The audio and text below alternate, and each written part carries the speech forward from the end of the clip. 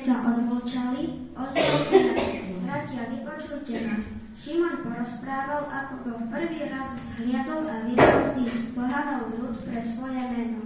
S tým sa zhodujú aj slova prorokov, ako je napísané. Potom sa vráti a znova bude zborený Dávidov stánok.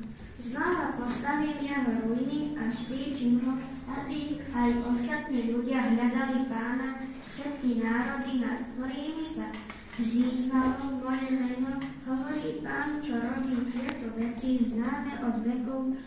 Preto si myslím, že neslobodno znepokojujú tých, čo sa z pohanov obracajú k Bohu, ale im treba zvestujte všetkým národom zázraky Pánove.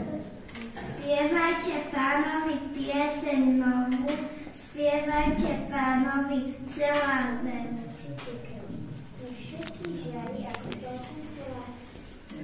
Prosíme ťa, vyslíš nás. Lili, hlasnejšie. Prosíme